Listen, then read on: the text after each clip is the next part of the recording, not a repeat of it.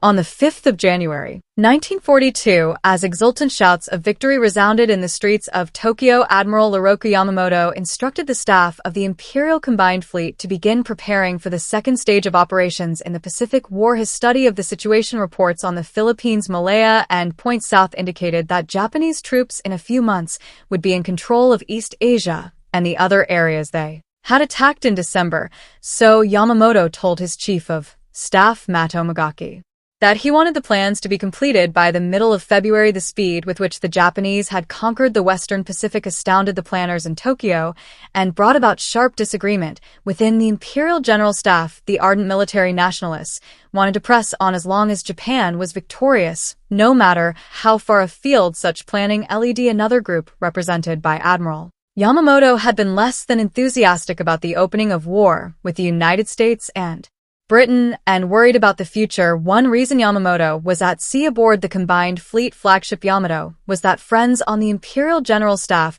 had worried that if he remained in Tokyo, he would be assassinated because of his public opposition to unlimited war. Even now, his opinions were no secret from those around him. His chief of staff, Admiral Agaki, wrote in his diary about the need for far-sighted statesmanship following this first month of glorious victory. Those were words that Yamamoto often used in warning that Japan could not war on the Western powers and hoped to win in the long run. Yamamoto's open criticism of the politicians was aimed at Prince Kuno and others who did not seem to know what sort of war Japan should wage in the Pacific. 3 months before Pearl Harbor, Yamamoto had met with a friend, Ryoichi Sasakawa, president of the ultra-nationalist Kakusu-do organization, at the Imperial Navy Club in Shiba. Yamamoto warning his friend that war was inevitable because of decisions taken by the politicians, said that at first we'll have everything our own way, stretching out like an octopus spreading its tentacles, and now, just a month after the war had begun, the octopus was spread almost flat. Yamamoto, however, had also warned his old friend that the euphoria could not last. The time, he said, for political action was the moment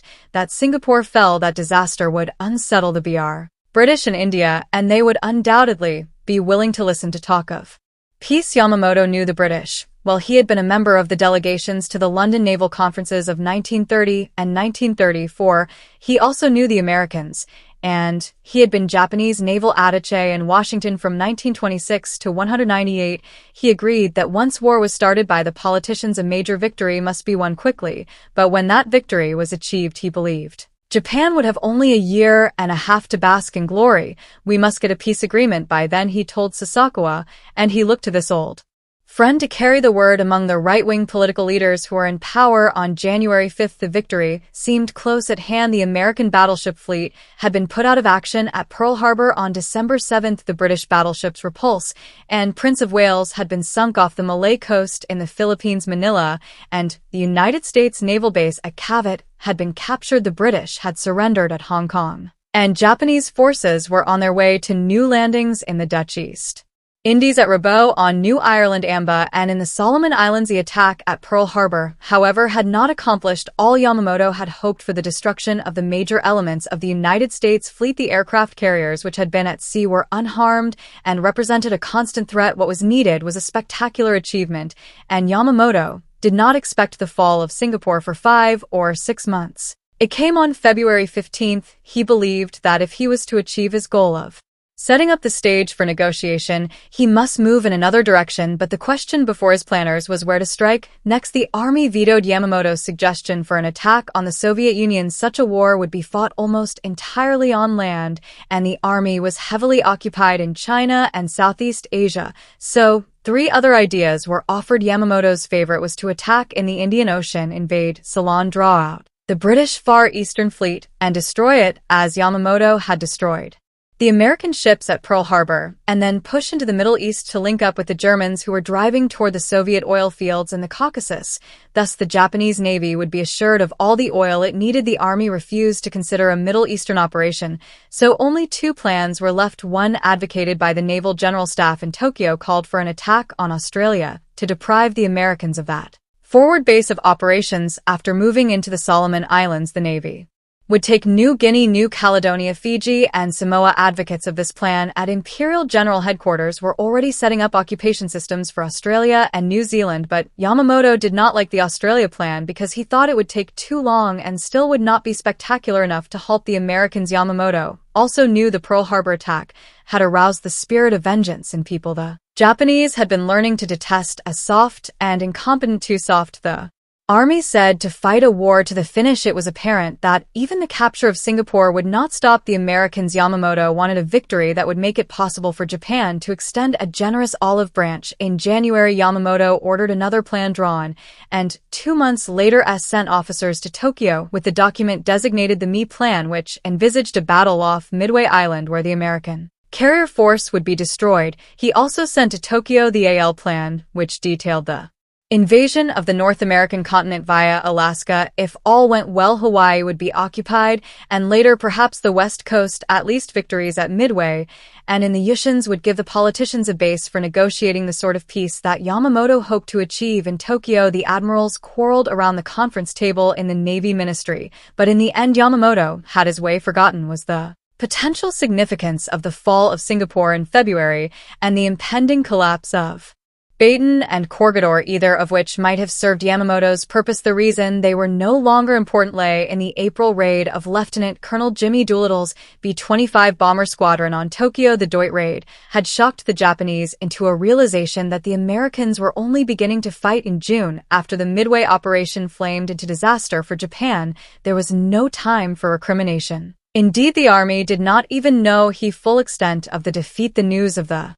destruction of 4 big fleet carriers was carefully suppressed so that it was known only at the highest levels of the Navy. While Yamamoto had been off on his Midway excursion, the Naval General Staff in Tokyo had moved the Navy and its air forces steadily southward to set up the forthcoming attempt to cut off Australian naval forces. Had taken Rabaul on January 23rd, and from that time onward they had conducted constant air reconnaissance and bombing raids against other islands and New Guinea. It was apparent to the Australians, who communicated their concerns to General Douglas MacArthur after his arrival in March, that the Japanese would soon move against New Guinea. If they were successful, it would be very nearly a walkover for the Japanese to take Northern Australia. In February, the Japanese had already bombed Darwin, and in March, when they invaded Salamaua, New Guinea, the pace stepped up. In May, just before the Midway battle, the Japanese sent an occupation force toward Port Moresby, but it was turned back by the fierce defense of the Americans and Australians in the carrier battle of the Coral Sea. The Japanese did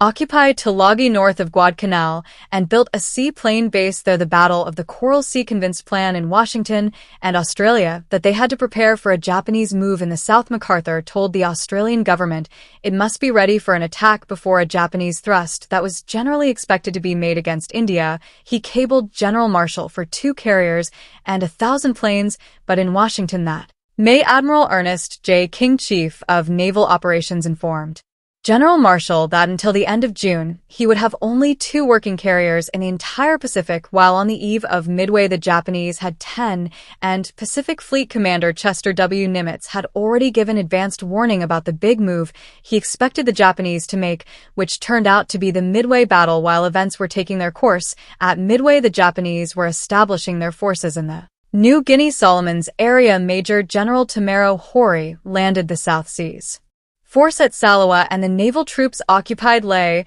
and began to build up an air base therein. Independently of Admiral Yamamoto, the Imperial General Staff had planned the Port Moresby operation, and Lieutenant General Harakichi Hotake was ordered to press on toward New Caledonia, Fiji, and Samoa, and to be ready to resume the advance against Port Moresby by July. That would be after the Midway battle, when Admiral Yamamoto could be expected to have returned with his combined fleet. That big carrier force was expected to protect this new move in spite of the defeat at Midway, which was reported as a victory to the forces in the field. Imperial General Headquarters did not alter its plans. A few days after Midway, the Australians informed General MacArthur that the Japanese were ready to move. In view of the Midway victory, MacArthur suggested that the Allies make a preemptive attack on the New Britain, New Ireland area and then an assault on Rabaul, the main Japanese naval and air base in the area, with The 2 carriers and the 1,000 planes and an amphibious division MacArthur would force the Japanese back to True on June 12. General Marshall offered the MacArthur plan to Admiral King with some modification.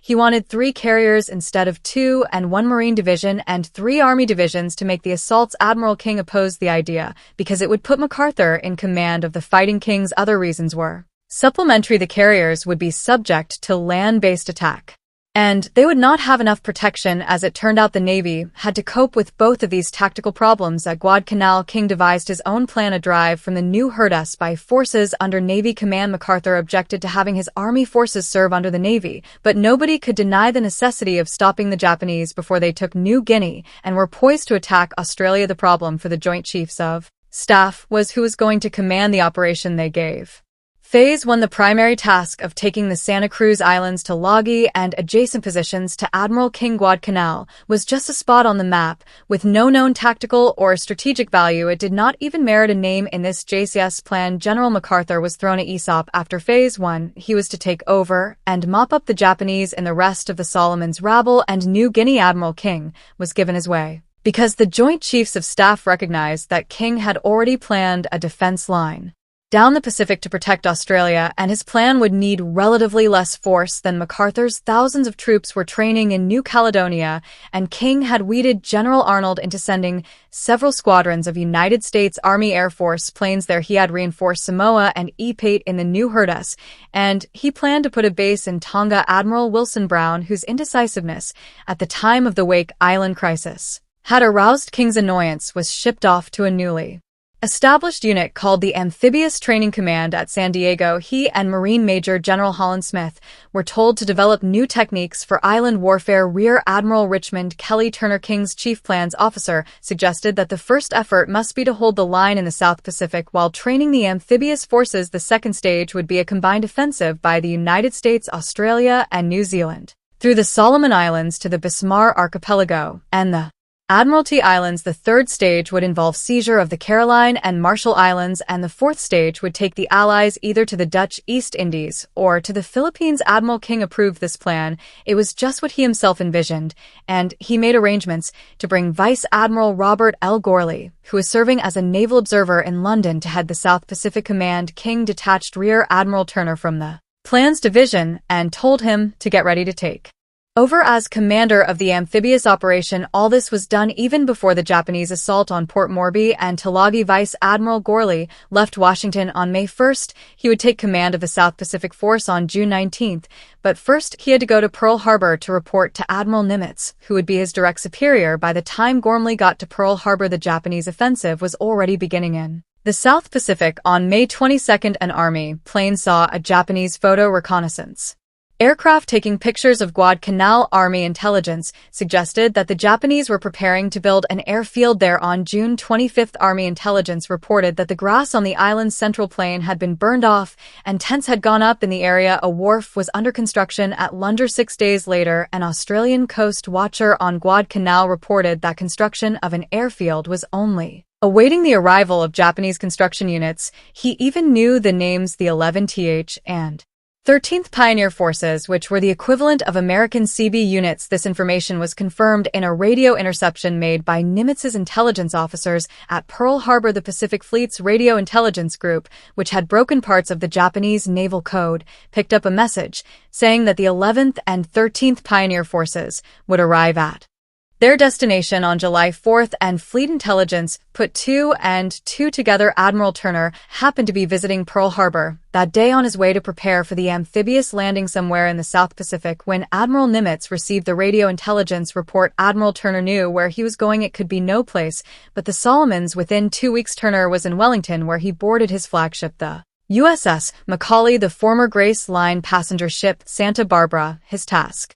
was to train a whole amphibious task force in 1 month. As Turner began to move ships and men around, Admiral Gormley was on his way to Melbourne to confer with General MacArthur. Gormley left New Zealand with his head full of gloomy thoughts about the foolishness of trying to stage an amphibious operation when no one knew how to do it. MacArthur, who had his own reasons for disliking the plan, agreed with him entirely. They also agreed that, with the planes at hand, they could not guarantee the landing sufficient air coverage. After all, this meeting occurred on July 18th, and the landings were to be made in 3 weeks. They sent a dispatch back to Washington recommending that the operation be deferred, but King was not happy with that message. King had told his new commander that he was handing him a difficult job and that he would not be able to give him the proper tools until perhaps the fall. The answer was no, the invasion would proceed as planned. Now Gourley had left Washington convinced that the United States was not ready for aggressive action in the South Pacific. His gloom increased when he tried and failed to get CBS and other units sent immediately to New Zealand. From the beginning, the Guadalcanal invasion plan was notable for failures of intelligence. All concerned commands knew that an operation was in the offing, particularly after July 10th,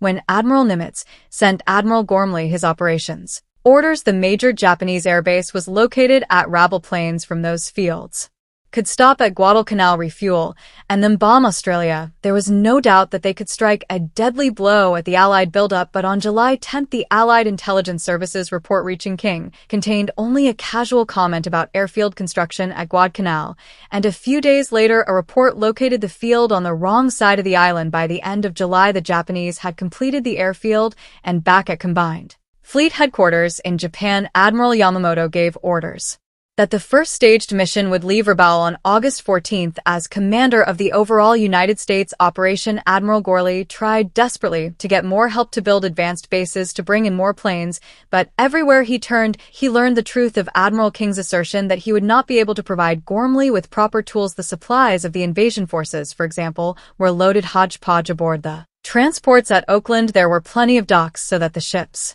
could have been unloaded and reloaded with supplies in the order of their intended use. Instead, the ships were sent to Numa, which had had no such facilities, and Admiral King had at least a general idea of the difficulties. But there was not time for delay. King knew better than any of his subordinates the absolute necessity of stopping the Japanese before they got to Australia. The timetable remained. By late July, the rush was on, and 177,000 Marines were moving by troop ship from California Pearl Harbor, Numa, and Samoa. Admiral Gormley was too busy to hold a conference of his commanders, but on July 28th, Admiral Frank Jack Fletcher, who was supposed to be in tactical command, called a meeting aboard his flagship, the carrier Saratoga. For the first time, the tactical unit commanders met to talk about the invasion, and Admiral Fletcher was to protect the invasion with his task force. Admiral Turner was to deliver the troops of Marine General Alexander Vander. Once the Marines had taken the island, garrison troops would be brought in, but so hastily was this operation called that no one had made provision for any troops to be held in reserve. There were no more men available in the South Pacific. The meeting on the Saratoga was not a happy one. Fletcher began by announcing that he would protect the landings at Guadalcanal for only 2 days. He insisted, and Gourley's staff members at the meeting concurred that the carriers must not be risked. Fletcher was gun-shy 31, that the whole operation was cockeyed, hasty, and doomed. Admiral Turner, who had a better idea of the global military picture than any other man in the cabin that day, chided his superior. There was no point in that sort of argument, he said, and the decision had been made to risk all. It was their job to carry out orders. Fletcher ought to have known all that. After Coral Sea, Admiral King had been so displeased with Fletcher's constant avoidance of action that he had insisted Admiral Nimitz ascertain the condition of Fletcher's fighting spirit. Nimitz was a kindly man, and he liked Fletcher. He had given the carrier commander a pep talk, and then when the Battle of Midway was won, Fletcher, who was in command there, could hardly be faulted. But on the eve of the first American offensive operation, to warn the troops and the men of the support ships that he was going to desert them in 48 hours was a most inauspicious beginning. The rehearsal for the Guadalcanal invasion was staged on July 28th and lasted 3 days. The scene was Kororo Island near Fiji. Only a third of the assigned troops managed to get ashore, and when they did, they didn't know what to do. General Vandergrift regarded the mock-up as a complete bust, but there was no time even to second-guess. On July 31st, the Marines were back aboard the transports heading for Guadalcanal. On the afternoon of August 6th, as the task force of 75 ships neared the Solomons, Admiral Fletcher nervously broke away. With his carriers, he would have his planes over the landing force as promised. But the 26 ships of the carrier group were being taken as far from harm's way as possible. If American intelligence was so faulty as to permit the Japanese buildup of the airfield at Guadalcanal, Japanese intelligence was faultier, for as the United States invasion fleet massed in the South Pacific, the Japanese had no inkling of a forthcoming attack. In July 1942, the Japanese army was preoccupied with trying to capture New Guinea as a staging point for its operations against Australia and New Zealand. Major General Tamaro H's South Seas Force landed 2,000 troops near Buona. After capturing Buona, the Japanese planned to construct airfields there as a prelude to a new attack on Port Moresby. So in July, Japanese air power was concentrated against Port Moresby. Bombers and fighters swept over the piers and airfields nearly every day. After the Japanese landings, the Japanese AI forces were also called on to support the beachhead, and in the early days of August their attention was fixed on the new drive. The combined Australian and American Air Force responded with raids on the Japanese airbases at Lae. During these preparations, Admiral Yamamoto's flagship Yamato was anchored at Hishima in Japanese waters. In a leisurely fashion, he was preparing for the forthcoming air operations over Australia, and he would see then what action was to be taken next. In preparation, on August 3rd, the naval air groups stationed at Lae were brought back to Rabaul to be ready for the Guadalcanal operations that would begin the following week. During the first week of August, the South Pacific skies were cloudy, and only a handful of Japanese search planes took to the skies. None of them found the American armada that was steaming toward Guadalcanal. The Japanese airmen flying out of Rabaul were surprised to encounter American carrier aircraft in the skies around Bua. They had been told that the United States carriers were destroyed at Midway. The pilots assumed that the carriers were operating with Australian forces that had marched across the Owen Stanley Mountains. Actually, they were training for the Guadalcanal invasion. No one in the Imperial High Command or in the field suspected a forthcoming invasion. After their 8 months of continuous victories, it was hard for the Japanese to believe that the Allies could launch a seaborne invasion. Had the idea been suggested, they would have agreed with General MacArthur and Admiral Gorley that such an invasion had almost no chance of success. So, as the American Expeditionary Force moved toward Guadalcanal, it enjoyed the element of surprise. On August 4th and 5th, the 75 ships steamed on under an overcast sky, and on August 6th, the fleet moved through rain squalls almost all day long. But as dawn rose on the morning of August 7th, the sky cleared, which meant the carrier planes would have good visibility for their attacks. The fleet went to general quarters at 5:30, and at 6 o'clock the carriers launched their first strike. The planes from the Wasp, Saratoga, and Enterprise were assigned targets on Guadalcanal Island, Lagi, Gavotu, and Tano. The Japanese had established SE plane base on Gavotu and Tanmogo, which were connected by a causeway. The Japanese planes had been kept down the day before by bad weather. Admiral Fletcher's task force reported one unidentified aircraft during the day, but whether it was Japanese or a plane from General MacArthur's command was undetermined. In any event, the Japanese were not aroused until 6:12 a.m.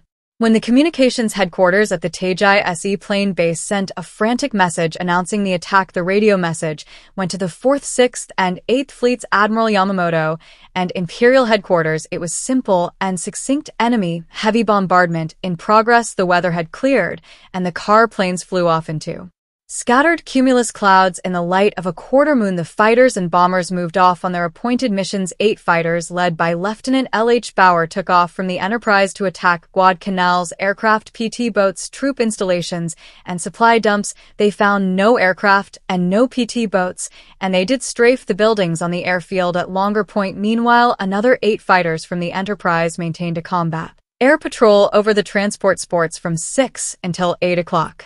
When they were replaced by others, bombers began to hit Taiji and the Lure Point area, but no enemy air activity was seen all morning. The Americans had it all to themselves, and the only planes damaged were those hurt in operational accidents. Planes from the other carriers struck the seaplane base at Gavotu. The surprise was complete. The American planes arrived and began bombing and strafing the seaplanes in the water. They destroyed 9 float planes similar to the 014 engine Kawanishi flying boat, and 8 seaplanes that doubled as search planes and bombers. A few Japanese pilots who tried to take off were shot down before they were airborne. Not a single Japanese plane at Gavotu survived the attack. Other carrier planes hit Japanese troop concentrations on Tulagi. Some struck targets on the beaches that the Marines would soon invade. Before dawn, the Marines on the decks of the transports could see the high mountains of the island that was their objective. The transport slipped through the narrow neck that runs between Guadalcanal and Savo Islands into Siak Channel. As dawn rose, the guns of the escorting warships fired, and flashes of light illuminated the fleet. There was virtually no answering fire. The bombardment from the cruisers and destroyers accompanying the troop ships started fires along the shore. An oil dump exploded, sending flames leaping into the sky at 8 o'clock. After 2 hours of bombing and shelling of the island, the landing craft began to move toward the North Shore east of Longer Point. The Marines were nervous. Neither they nor their officers had any practical experience in such a landing, for this was the first American amphibious invasion since the Spanish-American War. At 9 o'clock, troops were landing on Guadalcanal. They met no resistance because the Japanese had fled into the hills. The going was ridiculously easy. The Marines soon saw how completely they had surprised the enemy. They came AC Ross wooden barracks that had never been slept in. They found a tent with a breakfast table full of platters and bowls of meat, rice, and cooked plums. There were half-filled rice bowls scattered around, chopsticks hastily dropped on the table or on the straw mats of the floor. The tents themselves told why the Japanese had left so rapidly. They were torn by shrapnel,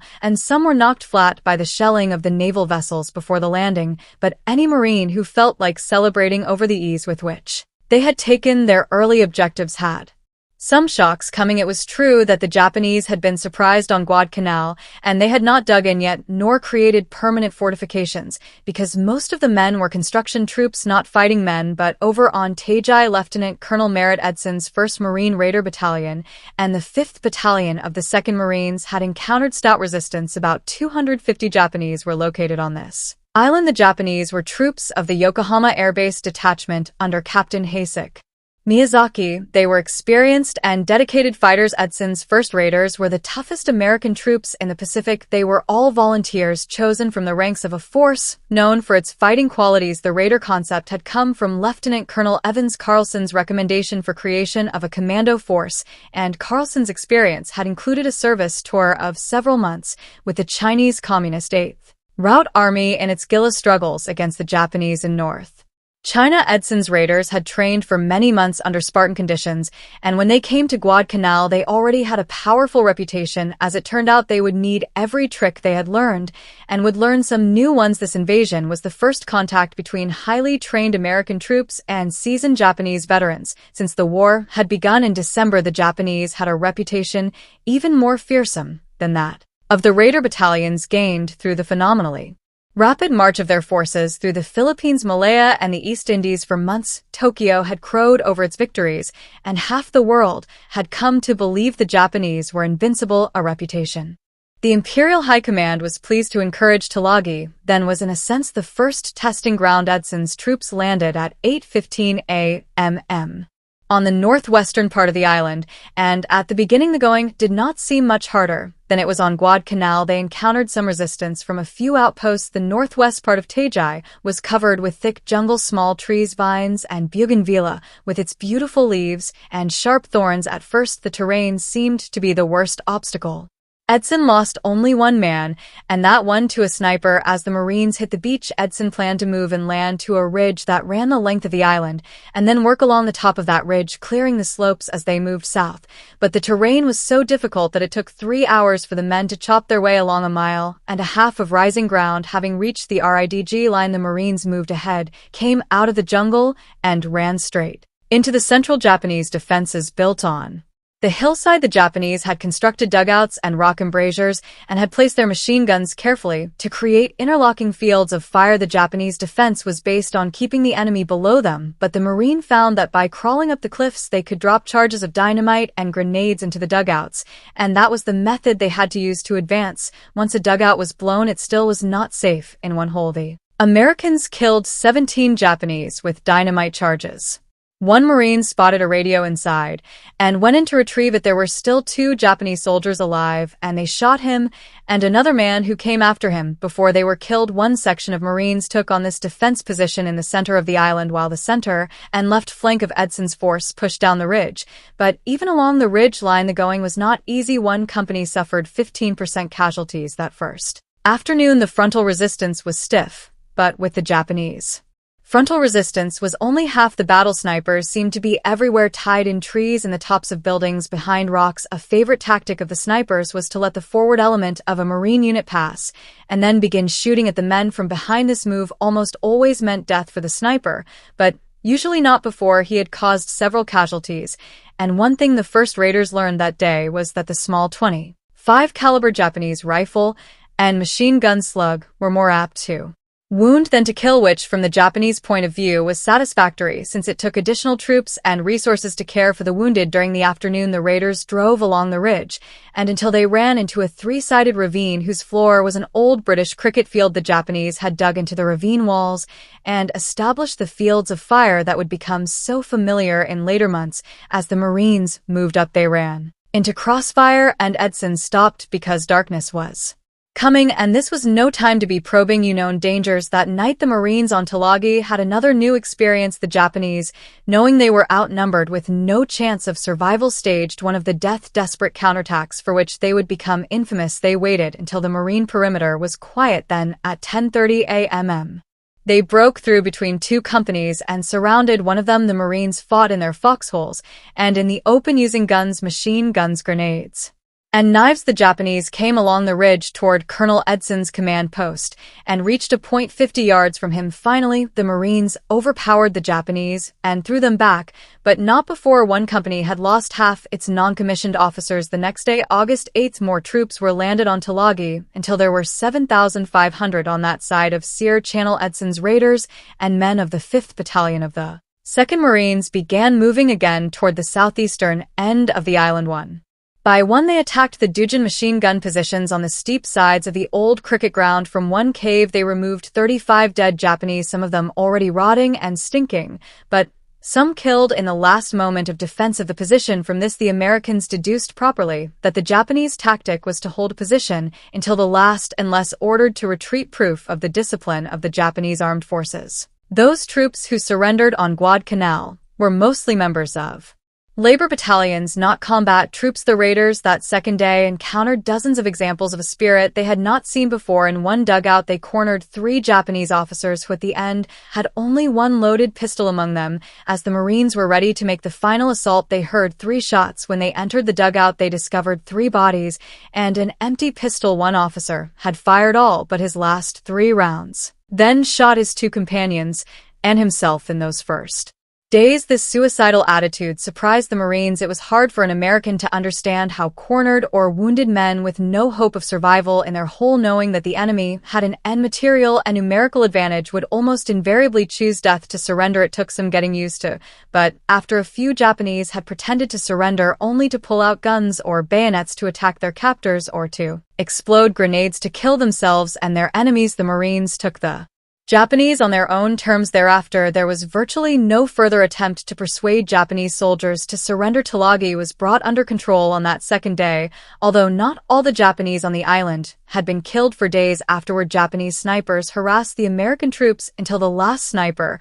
was killed. One gets a feel for the stubbornness of the fighting on Tulagi in the experience of Gunnery Sergeant Angus Goss. He had gone ahead of his men to attack a cave near the cricket field. The Japanese had fired sporadically from that position. He moved up close enough to throw hand grenades into the cave, and the Marines had been trained to pull the ring pin of the egg-shaped grenade throw, count slowly, and hear the explosion. Sergeant Goss pulled the pin through and counted on 6. The grenade was lobbed back out of the cave, and he had to duck to escape the blast of his own weapon. After another identical experience, he held the grenade for 3 seconds, then threw 4, 5, 6, and out it came again. Sergeant Goss called for a satchel charge, a bag filled with dynamite usually used to blow buildings. He thrust in the charge, primed it, and ran back a little. The Japanese thrust the charge out of the mouth of the cave. The dynamite exploded and drove a rock splinter into Goss's leg. The wound was not serious enough to FA him, but it hurt enough to infuriate him. He picked up his submachine gun and dashed into the cave, spraying fire. He killed 4 Japanese soldiers and counted 8 others who had died earlier. If possible, the fighting on Gavotu and Tano was worse than that on Tulagi. The landings there came in the middle of the morning. Not many troops were committed because no one expected to find many Japanese there. But since the seaplane base was on these islands, the Japanese had fortified them, and the Marines ran into trouble. The Japanese were surprised and had still not recovered from the bombardment, and aerial attack that had destroyed their seaplanes. So the first troops ashore were met by rifle fire only, but when the second wave of Marines reached the beach, the Japanese had organized about 500 yards back, and the fire was intense. The third wave came under fire before the landing craft reached shore, and the casualties were heavy. Gavotu and Tanmogo were both dominated by small hills not quite 150 feet high, but above the sea level landings this height was enough. The Japanese had built their defenses along the slopes, and they were well supplied with machine guns, automatic rifles, and ammunition. As on Tulagi, each Japanese position had to be taken. They did not retreat, and the viciousness of the fighting on Tanmogo was almost unbelievable. In the early waves, the Marines had landed tanks. The Japanese had come surging toward the Tenu dock where the landings had been made. They had jammed crowbars under the treads, thrown grenades, and tried to set the tanks afire with rags soaked in gasoline. One tank commander had opened the hatch and employed the tank's machine gun to kill 23 Japanese soldiers before one bled up the side of the tank and stabbed him to death with a bayonet. Another Japanese then threw gasoline-soaked rags inside the tank, and it burned. By mid-afternoon on this first day, it was apparent that the Marines could use reinforcements, and a unit that had landed earlier on Florida Island, where there were no Japanese, was called over to assist. Tanmogo had been taken, but the Marines were unable to secure the coreway that linked the two small islands. The reinforcements were ordered to Tanmogo, and at dusk were given 5 minutes of preparatory bombardment from naval vessels. Unluckily, one of the last shells hit a fuel dump near the beach and lit up the shore as if it were noon. As the Marines came up, the Japanese had them clearly silhouetted against the sea. From the dugouts on the hills came a steady stream of machine gun and rifle fire too. Boatloads of Marines reached the beach, but the coxswain of the third boat was killed at his tiller, and the boat slewed around and headed back out to sea. The following boats did the same, believing there had been some change in orders, so the men of the two boats were stranded ashore, and their only protection was the concrete pier. The Japanese were firing as soon as the Americans returned the fire. The Japanese spotted the position by the tracers.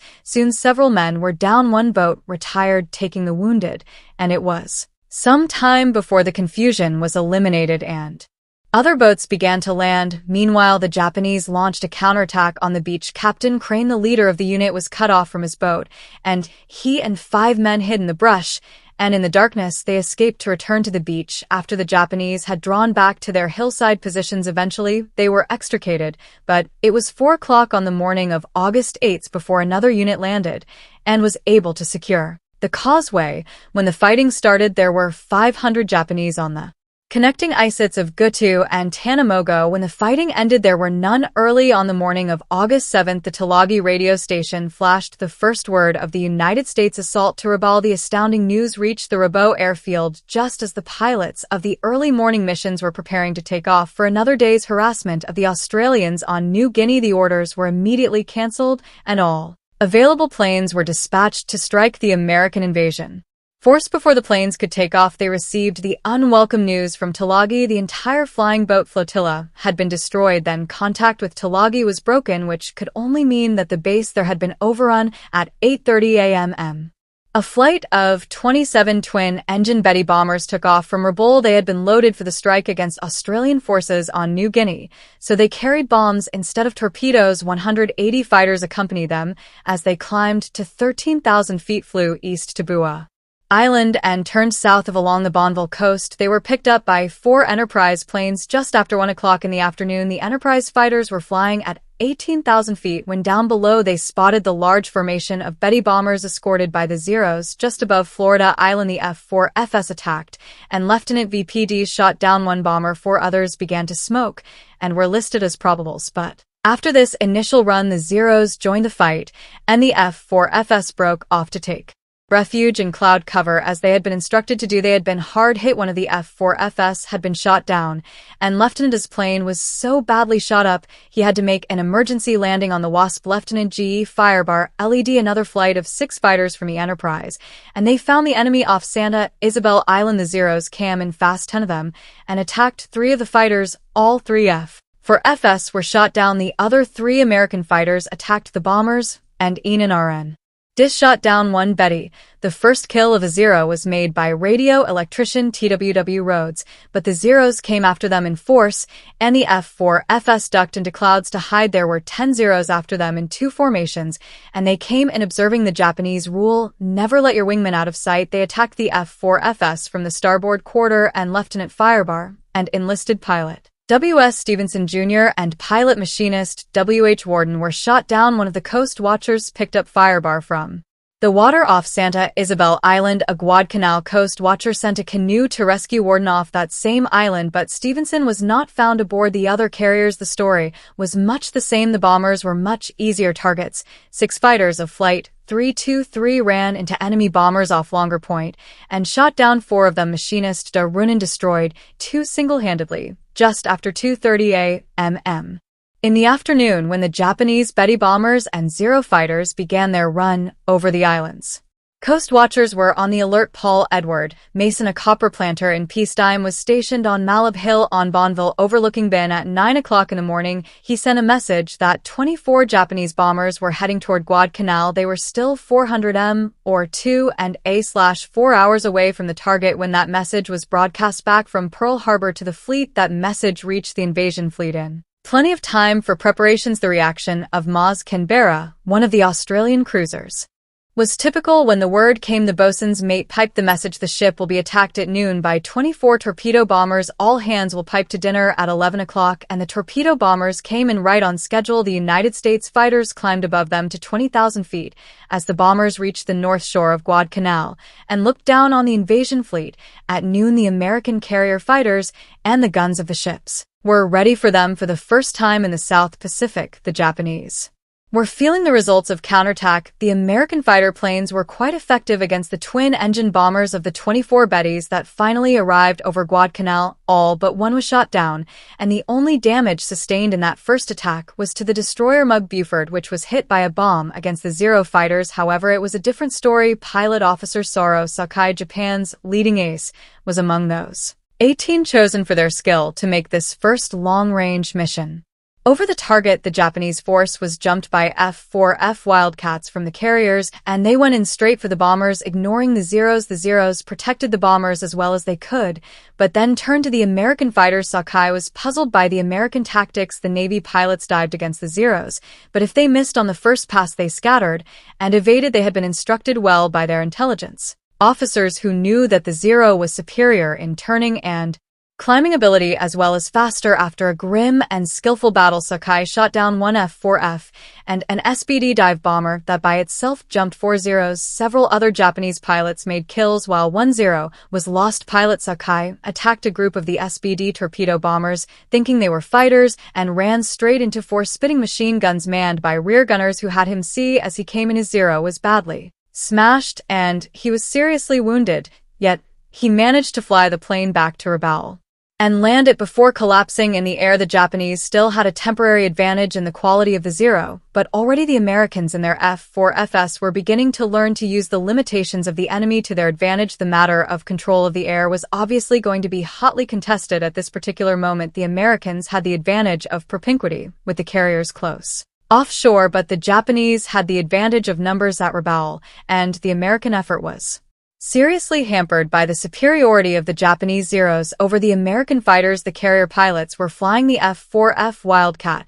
which was not as fast or as maneuverable as the Zero, and the Japanese could fly rings around them. The one advantage of the F4F was its sturdy construction and armor protection, all that was needed to keep the ratio of lost planes as low as it was for the Americans at Rabaul. The Japanese recovered rapidly from the surprise of the American invasion, but the problem for the Japanese fighters was the 1,100-mile round trip. For that reason, on the first day, Commander Nakajima, the leader of the fighter squadron, had resisted demands by higher authority that all Zeros available be sent into the fight, and had dispatched only his most experienced flyers. He was soon to be sending others, and the losses grew more serious, largely because of the vast distances to be traversed. By nightfall of the first day, the United States invasion seemed secure. The American troops had moved up near the airfield and had not encountered any substantial resistance. One prisoner was captured, and he indicated that there were only about 600 combat troops on the island and 1,400 laborers, and that they had fled to the opposite side. Admiral Turner had moved 11,000 Marines ashore, and vast piles of ammunition, food, and other supplies crowded the beaches. General Vandergrift had noticed that the beach force was unable to assimilate the supplies, but fearing that the carriers would soon move out, he was glad to see the supplies still coming, and he did establish a second beachhead, but it was soon crowded as badly as the first at 8:40 a.m. On the morning of August 8th, Coast Watcher Jack Red at Bua Passage spotted 45 Japanese dive bombers that had taken off from Cavan. 30 minutes later, Pearl Harbor repeated the broadcast to the ships. The carrier planes attacked and destroyed many of the enemy bombers, but on this day the United States ships did not escape and scathed. A blazing bomber dived into the deck of the transport George F. Elliott and set it afire. One dive bomber sent a torpedo into the destroyer Jarvis, putting it out of action. That morning, the pleas of the Enterprise and the other carriers took off on their missions and found the skies clear. They strafed and bombed troop concentrations along the Tenero River, and they worked over the airfield again. At about 10 o'clock, 3 fighters from the Enterprise discovered a group of Japanese torpedo bombers coming in low over the surface of the water to attack the transports. The Americans jumped them. Machinist Rinnan shot down 1 bomber, and 1 fighter Enan VHH Rouse shot down 2 twin-engine torpedo bombers, and Enan J.D. Shoemaker shot down another. That was the end of the air activity for the day. At nightfall, the Enterprise's Fighting 6 counted its losses: 6 pilots shot down by Zeros. The Japanese Zero fighters still had the edge in experience and aircraft, but the American pilots were already beginning to learn tricks of the trade. The commander of the Enterprise Air Group concluded that the Zero had 2 major weaknesses: limited firepower and inability to withstand punishment. Because of the Zero's superior rate of climb, maneuverability, and fuel capacity, the F-4F pilots were warned to stick close together, and when attacked, each 2-plane element should set up a scissors movement, constantly turning toward each other. Thus, the pair of F-4Fs could concentrate their superior firepower on the enemy, while they knew their own planes could absorb an enormous amount of punishment on the ground. The Marines fought fierce Japanese opposition on Tulagi Gavodu and Tanamogo. On Tulagi, they suffered 90 casualties, but took control of the island. By the end of the second day, the Japanese garrison of 250 men fought to the end. 200 men were killed, 3 surrendered, and the rest swam the strait to Florida Island to continue fighting on Gavotu and Tanambu. The Marines suffered 250 casualties. The 500-man Japanese garrison was wiped out to the last man. The fierceness of this fighting on Tulagi was in sharp contrast with the easy advance of the Marines on Guadalcanal. There, on the morning of August 8th, the Marines reached the edge of the airport they would name Henderson Field after a flyer killed at Midway. They were beginning to develop a contempt for the enemy. "I wish those Japanese would come out and fight," one Marine said within the hearing of Richard Trossis, the International News Service correspondent, who had accompanied the invasion. "All they do is run into the jungle on the surface." Then the Marines couldn't ask for a finer war, but the officers